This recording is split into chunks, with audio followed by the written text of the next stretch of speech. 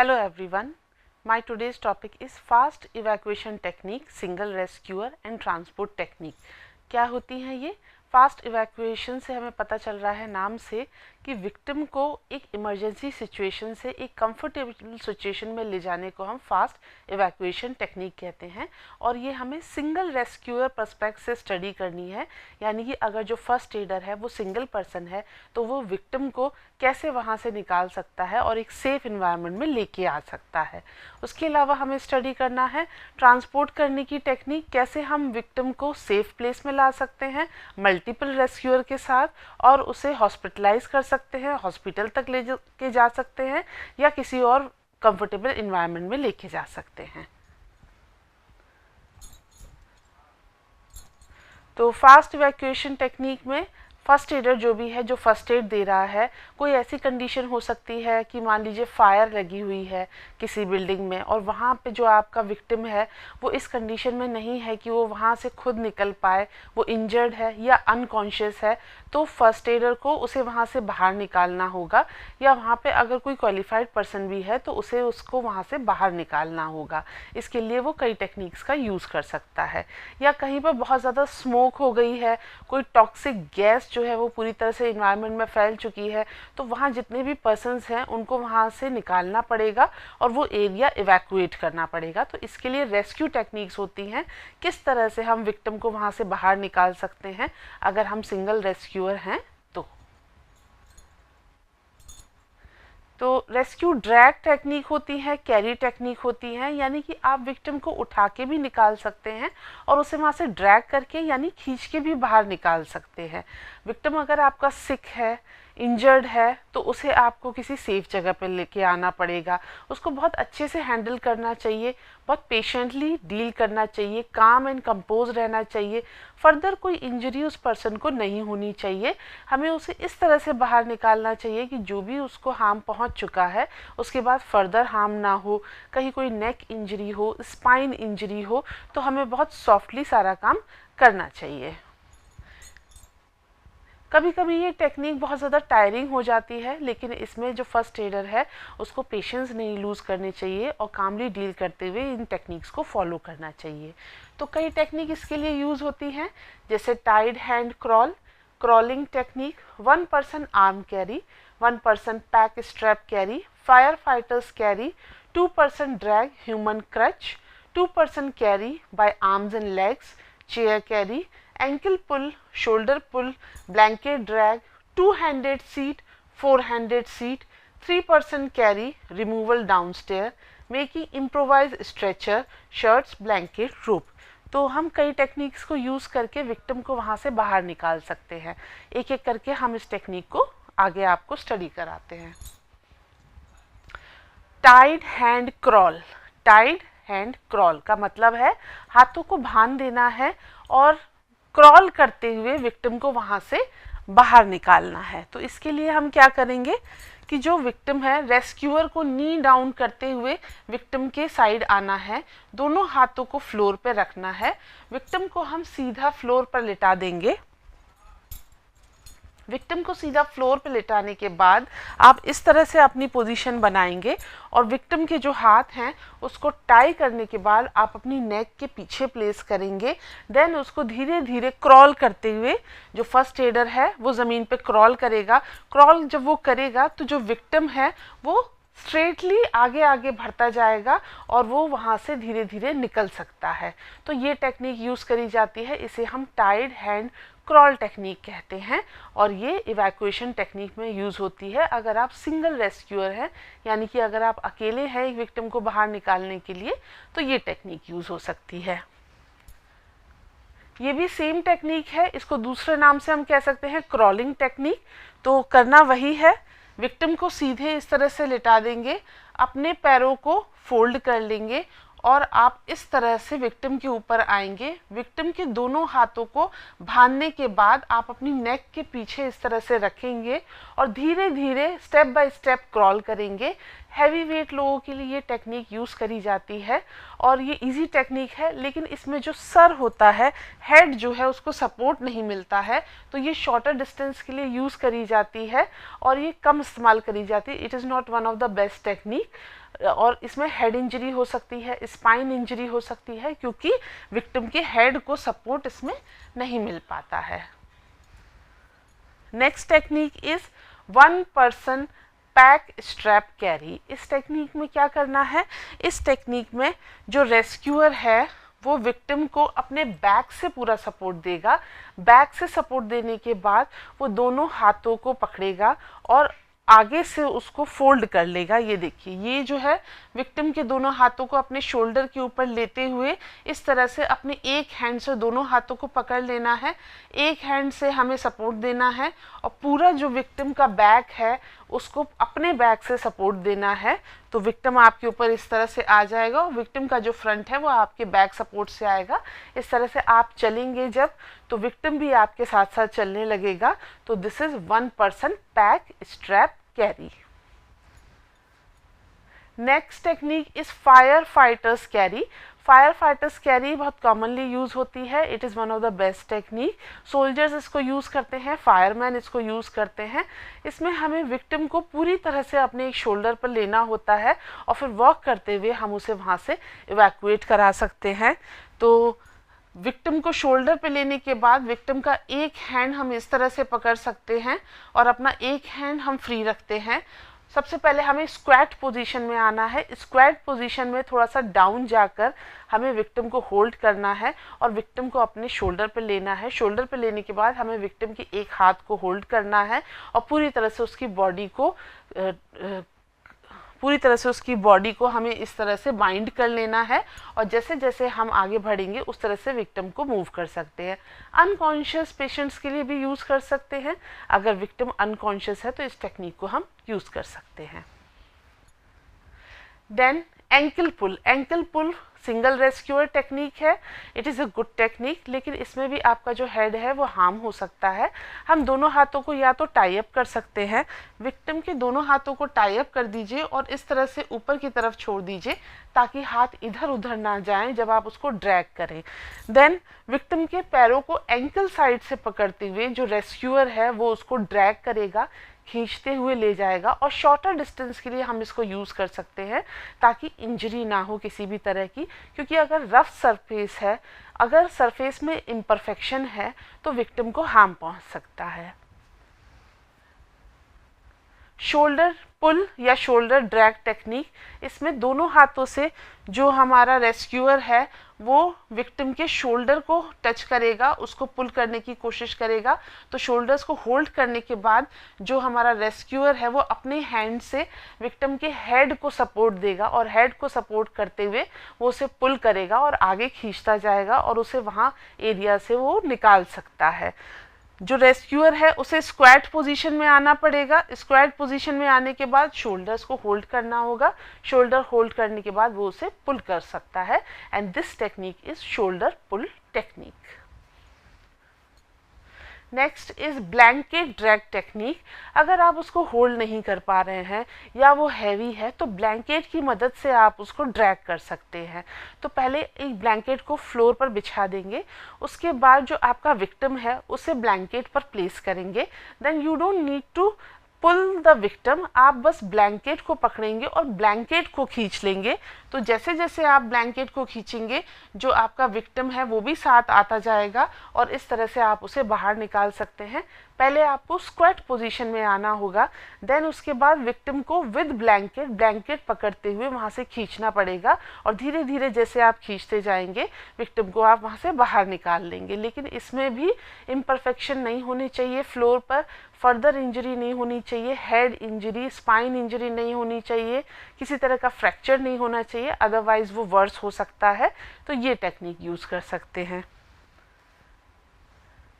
Then 1 person arm carry, आप इस तरह से लिफ्ट भी कर सकते हैं किसी पर्सन को। बच्चे हैं, एल्डरली है या लाइट वेटेड पर्सन है तो उसको हम इस तरह से उठा सकते हैं। स्क्वायर पोजीशन में आइए और एक हाथ नी के पीछे रखना है और एक हाथ पीछे बैक पे रखना है।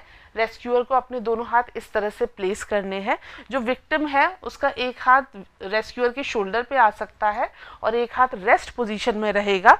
तो ये टेक्निक यूज हो सकती है।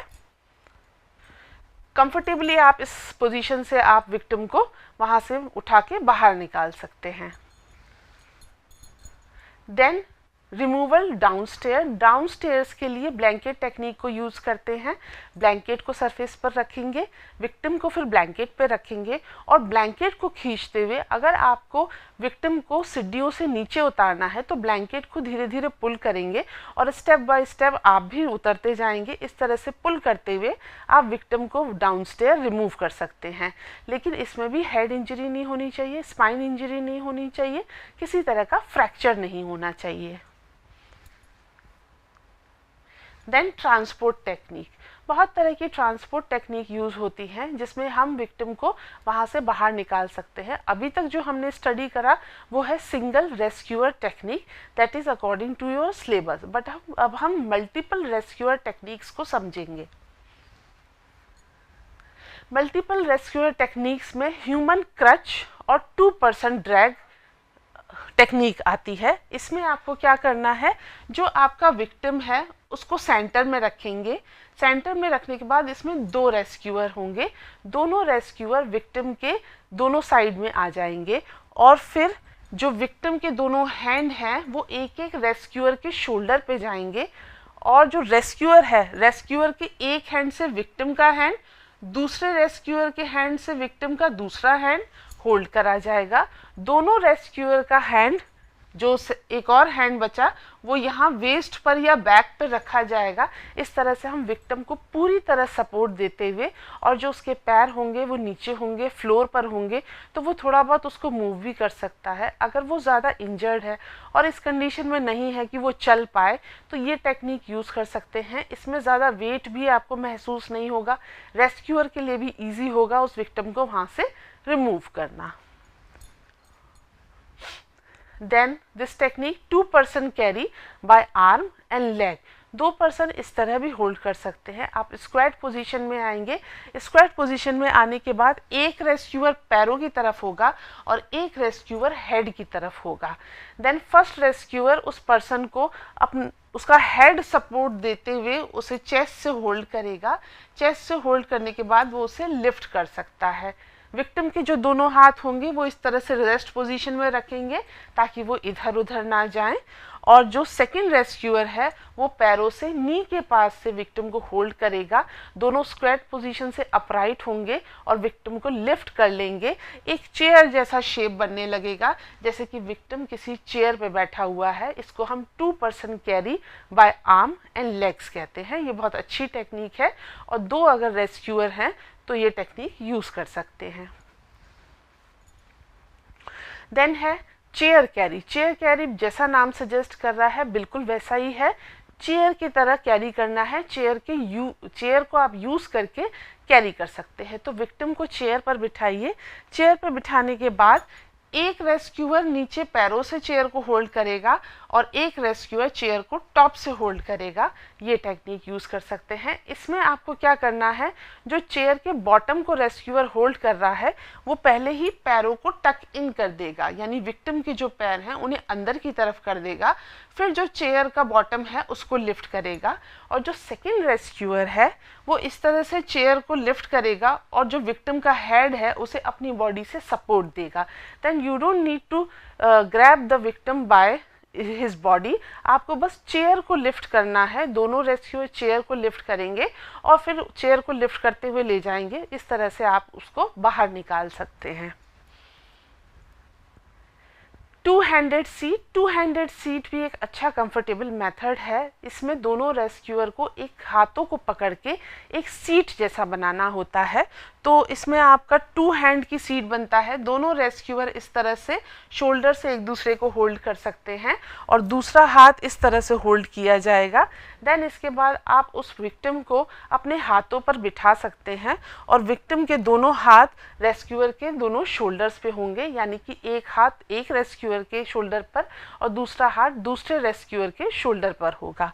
इस तरह से आप स्क्वाट पोजीशन से अपराइट पोजीशन में आएंगे और उस पर्सन को आप उठा सकते हैं। कॉन्शियस विक्टिम के लिए यूज़ किया जाता है, क्योंकि अनकॉन्शियस अगर विक्टिम होगा अगर वो बेहोश होगा तो वो इधर उधर जा सकता है, उसका जो हेड है वो सही तरह से नहीं जाएगा। तो हम कॉन्शियस या इंजर्ड विक्टिम के लिए ये टेक्निक यूज़ कर सकते हैं। Then four handed seat. Four handed seat में हमें क्या करना है, 2 रेस्क्यूअर की टेक्निक है ये। 2 रेस्क्यूअर क्या करेंगे, इस तरह से हाथों को पकड़ते हुए एक पैटर्न बनाएंगे। तो इस तरह से आपको होल्ड करना है, ये टेक्निक इस तरह से होल्ड करना है, और दूसरा विक्टिम जो है, दूसरा जो रेस्क्यूअर है वो इस तरह से होल्ड करेगा और हाथों को होल्ड करते हुए ये पैटर्न बनाएंगे। फिर इस पैटर्न पे हमें विक्टिम को प्लेस करना होगा। विक्टिम के जो दोनों हाथ हैं वो रेस्क्यूअर्स के शोल्डर्स पर रहेंगे और इस तरह से वो बैठा होगा। उनके जो हाथों से जो पोजीशन बनाई है उस पर उसको एक सिटिंग पोजीशन जैसा मिल जाएगा। इसे हम 4-हैंडेड सीट कहते हैं। देन है hemlock carry. Hemlock carry technique में क्या होता है, इसमें 3 रेस्क्यूअर यूज़ हो सकते हैं। 3 लोग मिलकर उस विक्टिम को वहाँ से बाहर निकाल सकते हैं। तो जो सबसे स्ट्रॉन्ग रेस्क्यूअर है वो क्या करेगा, वो एक साइड आ जाएगा और जो वीक रेस्क्यूअर हैं वो दूसरी साइड आ जाएंगे और अपने हाथों को अलग अलग जगह से होल्ड करेंगे। यानी कि जो पहला रेस्क्यूअर है उसका हाथ, एक हाथ हेड के नीचे होगा और दूसरा हाथ थर्ड रेस्क्यूअर से होल्ड किया होगा। फिर उसके बाद जो आपका सेकंड रेस्क्यूअर होगा उसने थर्ड रेस्क्यूअर का हाथ होल्ड किया होगा और जो सेकंड रेस्क्यूअर का जो सेकंड हैंड बचा है वो नी की तरफ जाएगा। तो इस तरह से ये जो इस तरह से 3-4 जगह से सपोर्ट मिलेगा और 4 जगह से सपोर्ट करते हुए हम इस पैटर्न को बनाएंगे। उसके बाद विक्टिम जो है, विक्टिम को अपने हाथों से सपोर्ट देते हुए इस पोजीशन में लाया जाएगा और इस तरह से कंफर्टेबली उस विक्टिम को हम होल्ड कर सकते हैं और वहाँ से बाहर निकाल सकते हैं। देन है 3 पर्सन कैरी। 3 लोग एक और टेक्निक यूज़ कर सकते हैं। जो लास्ट मेथड हमने पढ़ा वो भी 3 लोगों का था और ये जो मेथड है ये भी 3 लोगों का है। इसमें पर्सन को क्या करना है, जो हमारा रेस्क्यूअर है उसे नी पोजीशन में आना है, इस तरह से नी डाउन होना है और नी डाउन होके क्या करना है, विक्टिम के पास आना है। विक्टिम के पास आके जो हाथ हैं रेस्क्यूअर के वो विक्टिम की बॉडी के नीचे जाएंगे। विक्टिम की बॉडी के नीचे जाने के बाद एक एक नी पर रेस्क्यूअर अपना नी यूज़ करेगा, यानी कि घुटने यूज़ करेगा और यहाँ पर घुटनों पर जो विक्टिम है उसको प्लेस करेगा। प्लेस करने के बाद रेस्क्यूअर खड़े हो सकते हैं और जो विक्टिम है उसको वहाँ से बाहर निकाल सकते हैं। लोडिंग अनलोडिंग के लिए भी ये प्रोसीजर यूज़ होता है, एम्बुलेंस में रखने के लिए यूज़ होता है या लोअर सिचुएशन में अगर विक्टिम को रखना है तो ये टेक्निक यूज़ होती है। Then stretchers. स्ट्रेचर्स क्या होते हैं, कॉमनली आपने स्ट्रेचर्स देखे होंगे, हॉस्पिटल्स में यूज़ होते हैं, किसी बड़े क्लिनिक में यूज़ होते हैं। जनरली ये स्ट्रेचर्स कुछ इस तरह के दिखते हैं या सिंपल स्ट्रेचर्स भी हो सकते हैं। ये फोल्डिंग स्ट्रेचर है, मतलब ये फोल्ड हो सकता है। तो स्ट्रेचर किसी भी इंजर्ड अनकॉन्शियस विक्टिम को हॉस्पिटल के अंदर ले जाने के लिए या कहीं किसी और स्पेस में ले जाने के लिए यूज़ होते हैं। अगर वो पर्सन चल नहीं सकता और हमको उसे कहीं से कहीं ले जाना है तो हम स्ट्रेचर्स का यूज़ करते हैं। जनरली इसमें रोलर्स लगे होते हैं इस तरह के और जिनसे ये एक व्हीकल की तरह ऑपरेट होता है और व्हीकल की तरह मूव करने लगता है। दोनों साइड में हैंडल होते हैं जिससे कि जो रेस्क्यूअर्स हैं वो दोनों हैंडल को पकड़ सकते हैं या फिर पैरामेडिक्स हैं, नर्सेज हैं और स्टाफ है वो यहाँ हैंडल से पकड़ के उसको ड्रैग करने का काम करते हैं। जो आपका विक्टिम है उसे इस सीट पर लिटाया जाता है और फिर हम इसको पुल करके उस पर्सन को ट्रांसपोर्ट कर सकते हैं। तो this is a transport technique, इसमें हम स्ट्रेचर्स का यूज़ करते हैं। स्ट्रेचर्स कई टाइप के स्ट्रेचर्स होते हैं जैसे कि इम्प्रोवाइज स्ट्रेचर, ऊटिलिया folding stretcher, standard Furley stretcher, pole and canvas stretcher और लोडिंग टेक्निक भी कई तरह की होती हैं। यानी कि किस तरह से आपको उस विक्टिम को लोड करना है किसी एम्बुलेंस में, किस तरह से आप उसे लेके जाएंगे और फिर उसको अनलोड करना होगा। आपको अनलोड करना है स्ट्रेचर से, दोबारा आपको उसे उतारना पड़ेगा और उसका जो भी पेशेंट बेड है उस पर उसको लिटाना होगा। तो उसके लिए क्या टेक्निक यूज़ हो सकती है, मैनुअल लिफ्ट हो सकता है यानी कि मैन मेड हो सकता है। कुछ लोग उसको उठा के स्ट्रेचर पर रख सकते हैं और फिर ट्रांसपोर्ट करने के बाद स्ट्रेचर से उसे नीचे उतार सकते हैं। इसमें हम ब्लैंकेट लिफ्ट मेथड भी यूज़ करते हैं।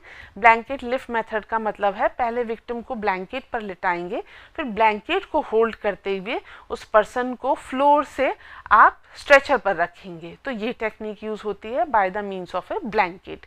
देन कैरिंग ए स्ट्रेचर, एक स्ट्रेचर को कैरी भी किया जा सकता है, जैसे कि कैनवस स्ट्रेचर होते हैं, कैंपिंग स्ट्रेचर्स होते हैं। स्ट्रेचर्स को उठा लिया जाता है और इस तरह से उसको वहाँ से रिमूव कर सकते हैं। अनलोडिंग करी जाती है जब एम्बुलेंस के अंदर आप पर्सन को स्ट्रेचर पे लिटा के लोड करते हैं और हॉस्पिटल तक जब पहुँच जाते हैं तो उसी स्ट्रेचर को आपको एम्बुलेंस से बाहर निकालना होता है और विक्टिम को वार्ड तक या हॉस्पिटल में पहुँचाना होता है। उसे हम अनलोडिंग कहते हैं, यानी कि स्ट्रेचर को एम्बुलेंस में रखना लोडिंग और स्ट्रेचर को बाहर निकालना अनलोडिंग कहलाता है। और भी पर्पस से हम इसे नाम दे सकते हैं। तो इम्प्रोवाइज स्ट्रेचर्स कैसे होते हैं? इम्प्रोवाइज स्ट्रेचर का मतलब है किसी इमरजेंसी कंडीशन में आपके पास स्ट्रेचर अवेलेबल नहीं है, अब कोई इमरजेंसी हुई है और आप वहाँ फर्स्ट एडर का काम कर रहे हैं, तो ऑफकोर्स अर्जेंटली आपको स्ट्रेचर तो नहीं मिल पाएगा, तो उस वक्त आप स्ट्रेचर प्रिपेयर कर सकते हैं। इसको हम इम्प्रोवाइज स्ट्रेचर कहते हैं। जैसे कि 2 पोल आपने कलेक्ट कर लिए, कहीं से भी रॉड्स मिल गई आपको, बैम्बू मिल गया आपको, कर्टन की रॉड्स मिल गई, कोई भी स्टिफ रॉड होनी चाहिए, हार्ड रॉड होनी चाहिए। वो कलेक्ट करने के बाद अगर 2 लोग वहाँ पर मौजूद हैं तो वो अपनी अपनी शर्ट्स को रिमूव कर सकते हैं। शर्ट को रिमूव करने के बाद शर्ट के सारे बटन लगा दिए जाएंगे और इस तरह से पोल को डिस्टेंस पे रखकर, पोल को थोड़ा दूरी पर रखकर ये शर्ट्स उसके अंदर फिक्स कर दी जाएंगी। और जो दोनों शर्ट हैं वो एक कैनवस का काम करेगी, एक प्लेटफॉर्म का काम करेगी, जिस पे आप विक्टिम को यहाँ पर लिटा सकते हैं और यहाँ पोल से आप इसको होल्ड कर सकते हैं। तो ये टेक्निक यूज़ करी जाती है, इसे हम इम्प्रोवाइज स्ट्रेचर कहते हैं। जब स्ट्रेचर ना हो तो इस तरह से आप जल्दी से स्ट्रेचर्स को बना सकते हैं। Second is blanket stretcher. Blanket stretcher का क्या मेथड है कि अगर आपके पास स्ट्रेचर नहीं है तो पहले तो आपने शर्ट और पोल की मदद से स्ट्रेचर बनाया। दूसरी टेक्निक ये है कि आप ब्लैंकेट को यूज़ करके स्ट्रेचर बना सकते हैं। 2 पोल या रॉड्स आप ले लीजिए और एक ब्लैंकेट या कोई मोटी बेडशीट या कोई हार्ड शीट हो उसका यूज़ कर सकते हैं। आप ब्लैंकेट को फ्लोर पर बिछा देंगे, फ्लोर पर बिछाने के बाद एक रॉड को प्लेस करेंगे और ब्लैंकेट का एक साइड उस रॉड पर फोल्ड कर देंगे, फिर थोड़े डिस्टेंस पर दूसरी रॉड रखेंगे और ब्लैंकेट को दूसरी साइड से फोल्ड करेंगे। इस तरह से जो ब्लैंकेट है वो दोनों रोप के बीच में आ जाएगा और एक कैनवस का, एक प्लेटफॉर्म का काम करने लगेगा। जैसे ये पैटर्न देखिए, यहाँ पर ये जो ब्लैंकेट है ये दोनों पोल हो गए। पोल होने के बाद ये ब्लैंकेट यहाँ से ऐसे फोल्ड करते हुए और फिर ऐसा थोड़ा थोड़ा 8 शेप जैसा बनाया है, इस तरह से ये फिक्स हो जाएंगे।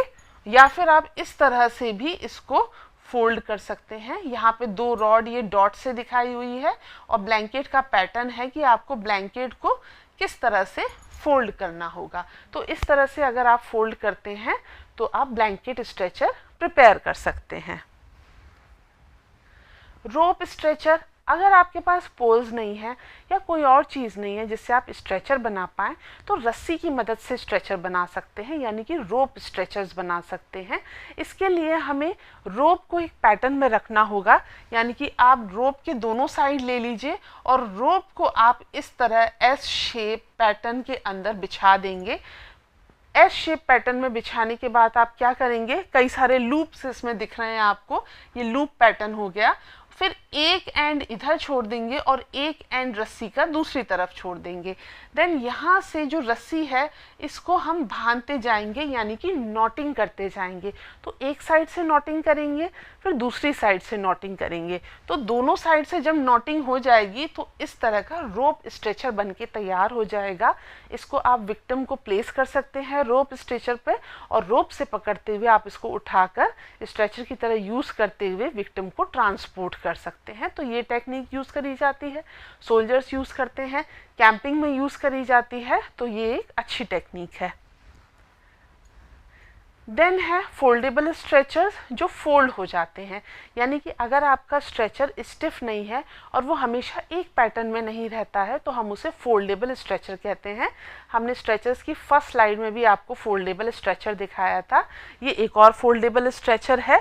तो ये इस तरह से फोल्ड हो सकता है, इसीलिए इसको फोल्डेबल स्ट्रेचर कहते हैं। आराम से आप इसे रख सकते हैं, एम्बुलेंस में रखा जा सकता है, कहीं किसी रिस्क एरिया में आप जा रहे हैं तो इसे अपने पास रखा जा सकता है, तो इसे हम फोल्डेबल स्ट्रेचर कहते हैं। देन है pole and canvas stretcher. Pole and canvas stretcher में क्या होता है, इस तरह से पोल्स होते हैं और एक शीट जैसा इसके ऊपर होता है, सिंपल स्ट्रेट शीट होती है और 2 पोल्स होते हैं, इसको हम पोल एंड कैनवस स्ट्रेचर कहते हैं।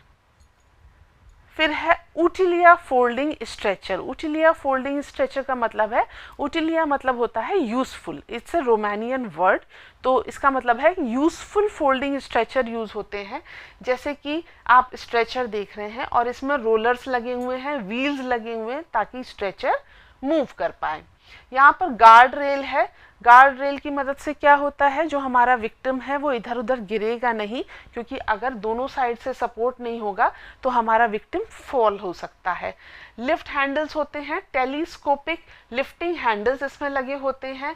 गार्ड रेल है और पुल बार है, यानी कि स्ट्रेचर को खींचने के लिए भी एक बार यहाँ पे बना हुआ है, तो इसको हम ऊटिलिया फोल्डिंग स्ट्रेचर कहते हैं और ये फोल्ड भी हो सकता है, and these are very useful stretchers. Then है स्टैंडर्ड फर्ली स्ट्रेचर। इसको आप नीचे बॉटम पे भी रख सकते हैं। इसमें 2 पोल होते हैं और एक ब्लैंकेट होता है, इसको हम स्टैंडर्ड फर्ली स्ट्रेचर कहते हैं। Then blanket lift method. Blanket lift method हमने आपको पहले ही बताया है, लेकिन एक और टेक्निक से भी ब्लैंकेट लिफ्ट मेथड कर सकते हैं। इसमें आप एक मजबूत ब्लैंकेट ले लेते हैं, फिर उसको दोनों साइड से रोल कर देते हैं। यहाँ से आप इसको इस तरह से रोल कर देंगे दोनों साइड से, और जो आपका विक्टिम है, विक्टिम को इस ब्लैंकेट का जो बीच का स्पेस है उसमें प्लेस करेंगे। प्लेस करने के बाद ये जो दोनों थिक एरिया ब्लैंकेट के बनाए हैं इसको पकड़ेंगे और विक्टिम को होल्ड करके उठा सकते हैं। तो पहले आप स्क्वैट पोजीशन में आएंगे और एक साइड से कुछ लोग ब्लैंकेट को उठाएंगे और दूसरी साइड से कुछ और लोग ब्लैंकेट को उठाएंगे, विक्टिम को सेंटर में प्लेस करेंगे और ब्लैंकेट को लिफ्ट करते हुए हम विक्टिम को ट्रांसपोर्ट कर सकते हैं। इस मेथड को हम ब्लैंकेट लिफ्ट मेथड कहते हैं। एम्बुलेंस। एम्बुलेंस ट्रांसपोर्ट टेक्निक के लिए यूज़ होती है। हम सब ने एम्बुलेंस देखी होगी, अक्सर रोड पर सायरन बजाते हुए और एक लाइट के साथ एक इस तरह का व्हीकल आपने देखा होगा जिसमें रेड क्रॉस सिंबल बना होता है, और ये अर्जेंटली मूव होने की कोशिश करता है क्योंकि इसमें कोई ना कोई विक्टिम होता है जिसकी लाइफ सेव करना बहुत ज़रूरी होता है, कोई इंजर्ड पर्सन हो सकता है, इसलिए हम इसे हमेशा रोड पर स्पेस देते हैं। और ये एम्बुलेंस कई पैटर्न में होती है, हॉस्पिटल्स एम्बुलेंस यूज़ करते हैं, लेकिन हमें ऐसा लगता है कि एम्बुलेंस ऐसी ही होती है, लेकिन एम्बुलेंस कई तरह की हो सकती है। एम्बुलेंस में एयर एम्बुलेंस यानी कि हेलीकॉप्टर्स यूज़ हो सकते हैं, बसेस यूज़ हो सकती हैं, 2 व्हीलर्स यूज़ हो सकते हैं। तो कोई भी चीज़ अर्जेंटली किसी विक्टिम को पहुंचा रही है हॉस्पिटल तक, हॉस्पिटलाइज कर रही है उस पेशेंट को, तो उस व्हीकल को हम एम्बुलेंस कहते हैं। कॉमनली ये इस तरह की जीप या वैन से सिग्निफाई होता है। तो कई तरह की एम्बुलेंस हो सकती है। एक टिपिकल एम्बुलेंस है, then there is air ambulance है, यानी कि एयरवे से भी एम्बुलेंस आ सकती है। देन कैट्स एम्बुलेंस है, एंड इक्विपमेंट इन एम्बुलेंस है, यानी कि एम्बुलेंस के अंदर कई इक्विपमेंट्स भी होते हैं जो कि नेसेसरी इक्विपमेंट्स होते हैं किसी पेशेंट को डील करने के लिए, पेशेंट को फर्स्ट एड देने के लिए, जब तक वो हॉस्पिटल नहीं पहुंचता तो उसको मेडिकेशन प्रोवाइड करने के लिए। Thank you.